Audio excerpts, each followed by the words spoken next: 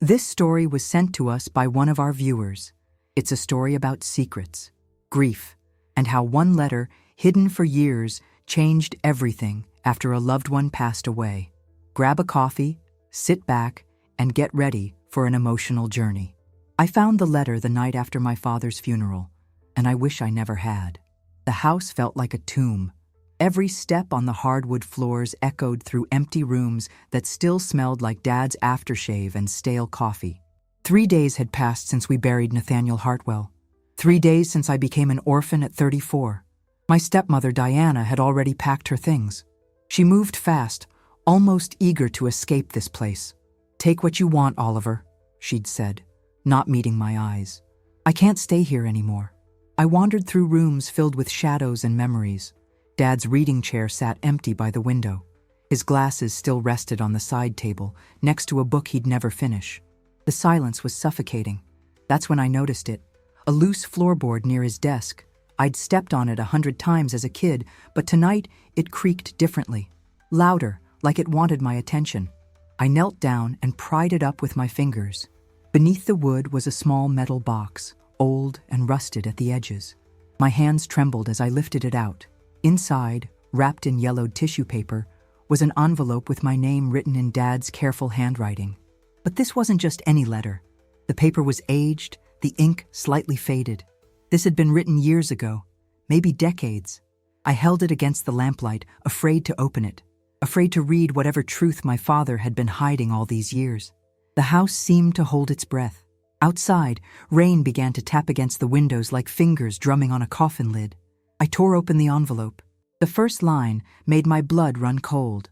"Oliver, if you're reading this, then I'm gone, and it's time you knew the truth about your real mother."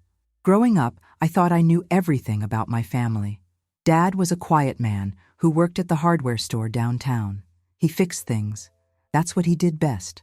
Broken faucets, squeaky doors, and somehow, broken people too. My mother had died when I was 3. Cancer, Dad always said. I had no memories of her, just a single photograph on the mantelpiece. A woman with kind eyes and dark hair, holding a baby that was supposedly me. Diana came into our lives when I was 7. She tried to be a mother, but she was more like a careful roommate, polite, distant. She made dinner and helped with homework, but there was always something missing, a warmth that never quite filled the empty spaces in our house. Dad and I had our routines. Saturday mornings at the hardware store, learning the difference between screws and bolts. Sunday afternoons fishing at Miller's Pond, mostly in comfortable silence. He wasn't much of a talker, but his presence felt solid, reliable. As I got older, I noticed things. How Dad would sometimes stare at that photograph for long minutes when he thought no one was looking. How he'd change the subject whenever I asked about my mother's family. How there were no other photos, no relatives who visited, no stories about her childhood. "Some things are better left in the past," he'd say, whenever I pushed too hard. "What matters is, we have each other." But I wanted more. I wanted stories about my mother's laugh, about how they met, about what she was like when she was pregnant with me. Dad would just shake his head and find something else that needed fixing. The older I got, the more frustrated I became. In high school, I'd argue with him about it, demand answers he wouldn't give. We'd have these terrible fights that would end with him walking away and me slamming doors. Diana would try to mediate, but she didn't know anything either. Or at least, that's what she claimed. "Your father loves you," she'd say. Sometimes love means protecting someone from painful truths. I thought she was just making excuses for his stubbornness. I thought he was being selfish, keeping my mother's memory all to himself. Now, sitting in his empty house with this letter in my hands, I realized how wrong I'd been about everything. The call came on a Tuesday morning while I was having coffee in my apartment across town. Diana's voice was shaking so badly I could barely understand her. "Oliver, you need to come. Your father. He collapsed at the store." I drove to the hospital with my heart hammering in my chest. Dad had always been healthy, strong. He was only 62. This wasn't supposed to happen yet. The doctor met us in the waiting room with that look medical professionals perfect after years of delivering bad news. Massive heart attack. They'd done everything they could. He was gone before the ambulance even arrived. I stood there listening to words that didn't make sense. Gone. Heart attack. So sorry for your loss. Diana was crying, but I felt nothing. Just empty. Like someone had scooped out everything inside me and left a hollow shell. The next few days passed in a blur of phone calls and arrangements. Picking out a casket, writing an obituary, choosing flowers. All these decisions that felt meaningless when the person they were for couldn't care anymore. The funeral was small. Dad didn't have many friends, and Diana's family lived far away. A few customers from the hardware store came to pay their respects. Mr. Peterson, who'd known Dad for 20 years, told stories about his honest work and quiet kindness. He was a good man, people kept saying. A good man who loved his family. But as I stood beside his grave, watching them lower the casket into the ground, all I could think about were the conversations we'd never have, the questions he'd never answer, the wall he'd built around my mother's memory that would now stand forever. I was angry at him for leaving, angry at myself for all the fights we'd had, angry at the world for taking him before I could understand him. Diana and I barely spoke during those first days. We moved around the house like ghosts, avoiding each other's grief. She packed methodically, folding his clothes into boxes with the efficiency of someone who'd done this before. "Are you taking anything?" she asked me on the third day. I shook my head. What was there to take? His tools would go to someone who could use them. His books were mostly repair manuals. His clothes would go to charity. "The house is paid off," Diana said quietly. "He left it to you, along with everything else. Everything else, as if there was much to inherit from a man who'd lived so simply, so quietly, so full of secrets he'd taken to his grave. That night, alone in the house for the first time, I finally let myself cry. For him, for me, for all the words we'd never said. And that's when I found the letter that changed everything I thought I knew about my life. My hands were shaking so violently I could barely hold the paper steady. The words seemed to swim on the page as I read my father's careful handwriting. "Oliver, if you're reading this, then I'm gone, and it's time you knew the truth about your real mother. Her name wasn't Sarah Collins like I told you. Her name was Elena Rodriguez, and she didn't die of cancer. She's alive, and she's been looking for you for 30 years. The letter slipped from my fingers and fluttered to the floor. I sat there staring at it, my mind refusing to process what I'd just read. Alive. She was alive. I picked up the letter again, my vision blurring with tears I didn't even realize were falling. I met Elena when I was 28. She was 19, working as a waitress at Murphy's Diner to pay for nursing school. She was the most beautiful thing I'd ever seen, with these dark eyes that seemed to see right through you. We fell in love fast and hard, the kind of love that burns everything else away. But Elena wasn't just beautiful. She was smart, ambitious. She had dreams bigger than our small town could hold. When she got pregnant with you, I was over the moon. I thought this was it, our family, our future. But Elena was terrified. She'd come here from Mexico when she was 15 with her aunt. No papers, no legal status. She'd been hiding for years, working cash jobs, keeping her head down. When you were born, she was afraid. Immigration was cracking down. There were rumors of raids. "I can't give him this life," she cried to me one night while you were sleeping. "Always looking over our shoulder, always afraid. He deserves better." I tried to convince her we could make it work. I loved her so much it physically hurt. But Elena had made up her mind. She left when you were 6 months old, left you with me and disappeared into the night like she'd never existed at all. The hardest thing I ever did was let her go. But I knew she was right. You needed stability, safety, a normal childhood without the fear that had haunted her life. I changed your birth certificate, created a new story about a mother named Sarah who died young. I thought it would be easier that way. I thought I was protecting you from a complicated truth. But Elena never stopped trying to find you.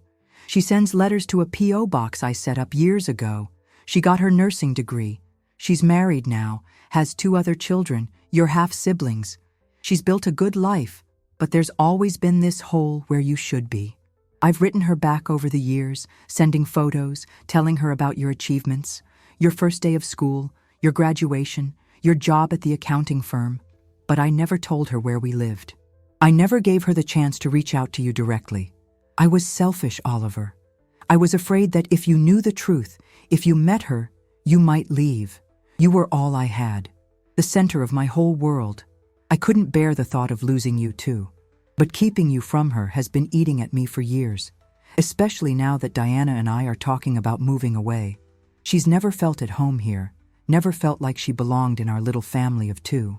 In the box, you'll find Elena's address, her phone number, copies of every letter she's sent, pictures of your half-brother and half-sister. Carlos is 12 now, and Maria just turned 8. They know about you. Elena's told them they have an older brother they've never met. I know this is a lot. I know you'll probably hate me for lying to you all these years. But please, son, don't let my mistakes keep you from knowing your real family. Elena loved you enough to give you up so you could have a better life. Maybe it's time to find out if that life can include her too. The letter was signed simply, "Love always, Dad." Beneath the letter were dozens of photographs. A woman with my eyes and my stubborn chin, but older now, with threads of silver in her black hair. 2 children who looked nothing like me but somehow felt familiar. Letters written in Spanish and broken English, all asking the same thing. How is my son? Is he happy? Does he know I think about him every day? I sat on my father's floor until dawn, reading through 30 years of a mother's love I never knew existed. 3 weeks later, I was standing outside a small blue house in Phoenix, Arizona, with Elena's latest letter in my pocket and my heart pounding in my throat. I'd called first. Diana had Elena's current phone number. Apparently, she'd known about the letters all along. When Elena answered and I said, "This is Oliver, your son?" The silence stretched so long I thought the line had gone dead. Then she started crying. Deep, gut-wrenching sobs that made my own tears fall. "Mijo," she whispered, "my baby boy."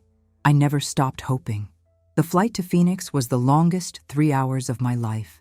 I'd practiced what I'd say 100 times, but now, standing on her doorstep, all my words had disappeared. The door opened before I could knock. Elena Rodriguez, my mother, stood there looking exactly like the woman in the photographs, but somehow smaller than I'd imagined. More fragile. She was wearing a yellow sundress and her hands were shaking. "Oliver," she breathed, and stepped forward like she wanted to hug me, then stopped herself. "I'm sorry. I don't know. I don't know what you want from me. I want to know you," I said simply. "I want to understand why Dad kept you away all these years." She led me into a living room filled with family photos.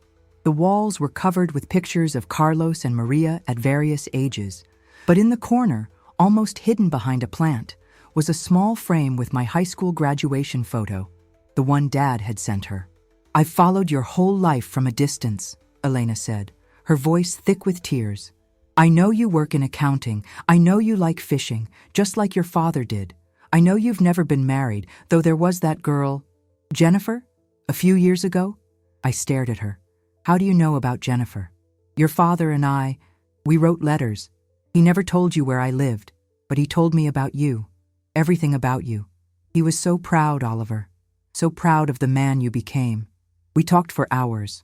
She told me about her childhood in Guadalajara, about coming to America with nothing but hope and determination, about meeting Dad and falling in love with his quiet strength, about the impossible choice she'd made to leave me with him.